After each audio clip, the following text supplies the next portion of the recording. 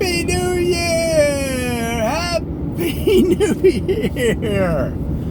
Oh my gosh, it's a bright, sunny day in Los Angeles on January 1st, 2020. Again, congratulations for making it. Another year, guys. Another year. That's a victory. And not only that, another decade.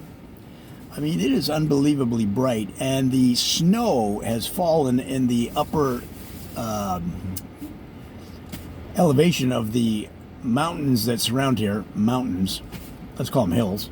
Tall hills. And it's created a sensation. I mean, the snow is still up there. And this mostly fell during the time where it was pouring rain down here. So a lot of people are running their kids up there because a lot of kids in this area have never seen snow. And so you go up there and it's a traffic jam. If you are from the area, you may ask, well, do I need chains if I take the kids up there? Do I need chains on my tires? I've heard both reports. So maybe just check the websites of the surrounding hills like Mount Wilson, Mount Baldy. Those are two of the more popular destinations.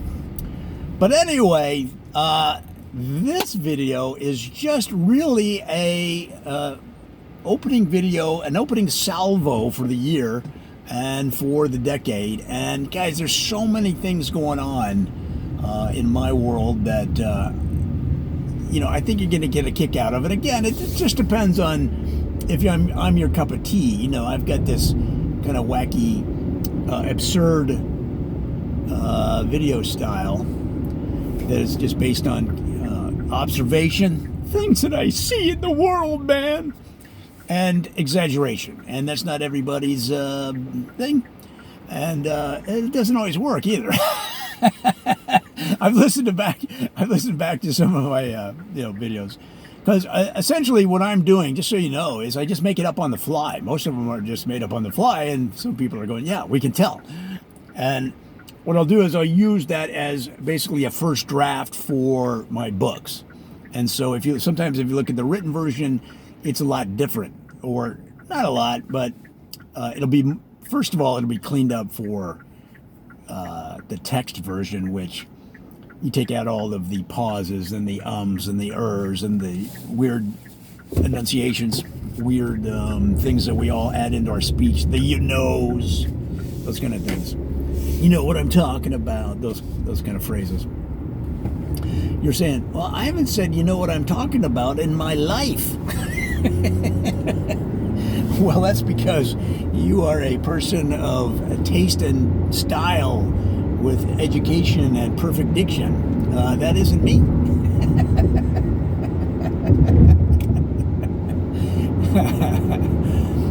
So, what that style does, though, the observation and exaggeration style that I have, and have had my entire comedy career, is it gives me the opportunity to do a lot of creative things. So, like I did a video about how Pink, who is famous for doing aerial stunts during her concerts, I pretended I was at one of her concerts and that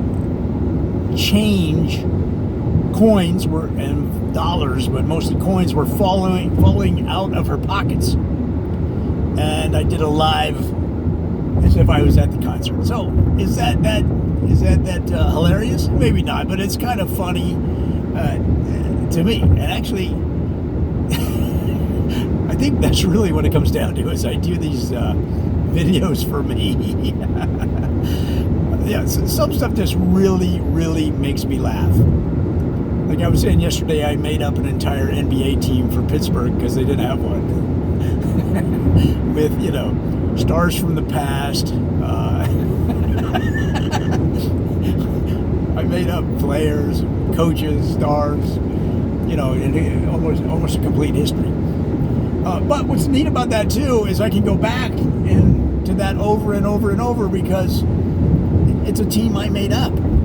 I can do anything with that, So, in a way, I've taken a deeper journey into my disturbed mind, is really what's happening. And this really evolved when I went to Pittsburgh. When I went on the road doing comedy last September, I think I left. Maybe August, and was gone for 2 or 3 months. And barnstorming. And what I mean by that is I just would show up in a town and find out where the comedy was. Well, actually, I would get on Facebook beforehand, and so I had a little extra lead. And then I would look down the road on other towns I was going to be in, and I'd get on Facebook or on different people's websites or their the Twitter machine, and just try to get in front of as many audiences as possible. And so that's what I did for 2 or 3 months. And most of the time I spent was in Pittsburgh. And the reason being, there was just so much comedy audience. I was just having so many appearances that were available. It's funny because stage time in LA is very valuable. It's hard to get, right? Because there's so many comedians. And they know that stage time is important to their act and to their developing their comedy. And most of them came from Pittsburgh or Des Moines or Fargo, right?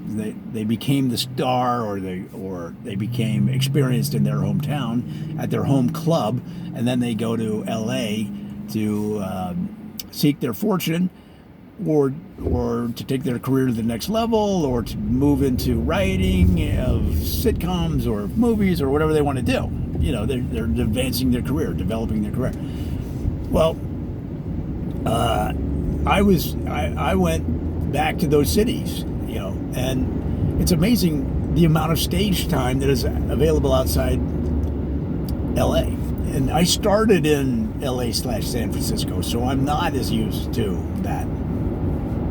The other thing too is, and I can tell right now, even in doing this video, that I tend to speak too quickly. And one piece of advice, and I've had this given to me before, so it wasn't a big surprise. A couple comedians out there in the hinterlands said, slow down. One person in Arizona mentioned that, and then another person in Pittsburgh. Because I tend to, it's more energy. I try to bring some energy to the performance. But the problem with that is sometimes you get going too fast. And especially with comedy, it's important that they understand the premise or the setup. The premise and the setup are not necessarily the same thing. But if you go too fast and then hit the punchline, then sometimes they're like, they're not quite clear on why the punchline is funny, because you didn't give them the chance to digest the setup. I hope that makes sense. And so, sure enough, the very next show, and I wish I could remember the name of that bar, the Pleasure Bar. The Pleasure Bar in Pittsburgh. I think that's the name of it. It's a good name for a bar, right?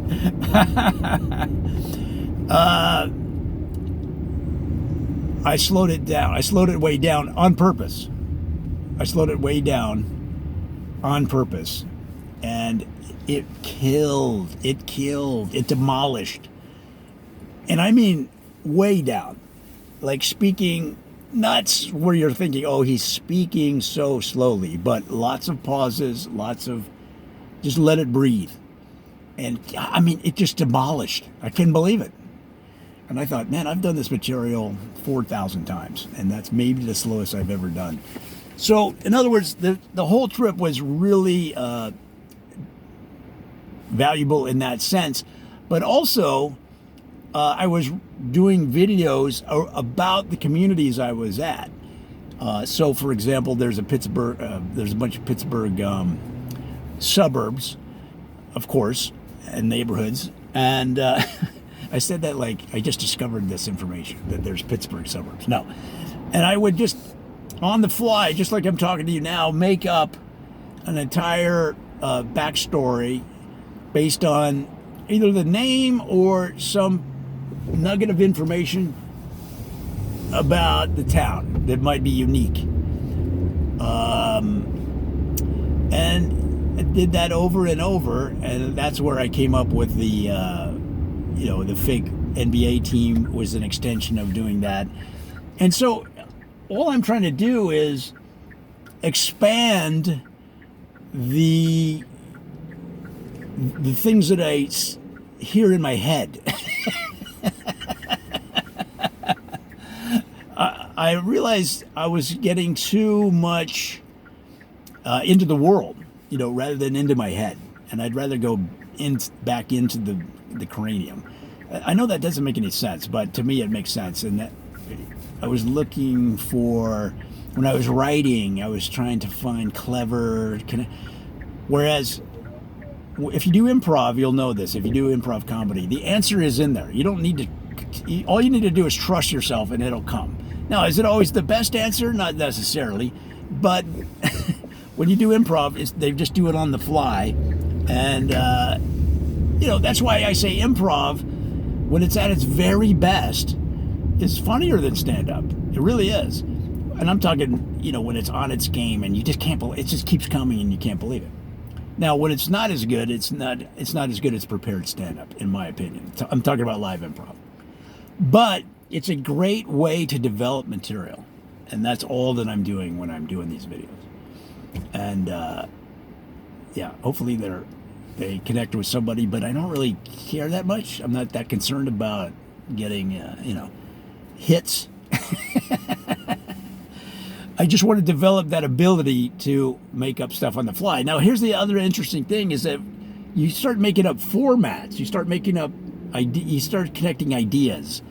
So I started saying, when I was in Pittsburgh, I started saying, folks, I don't know this information is true. I heard it from somebody at the laundromat who was wearing a I Love Steelers t-shirt, something like that. And they told me this. So then I just kept doing that. I kept every video, I'd say, I don't know if this is true. I heard it from, and I'd make up another character that I met somewhere in Pittsburgh. See what I mean? So now you have something that you can go back to over and over and over again, and hopefully you make it funnier than I just did there. I hope all that helps. Guys, that's just basically what's going on here a little bit, but there's so much more. So come on back to see where my insane mind leads us. Thanks.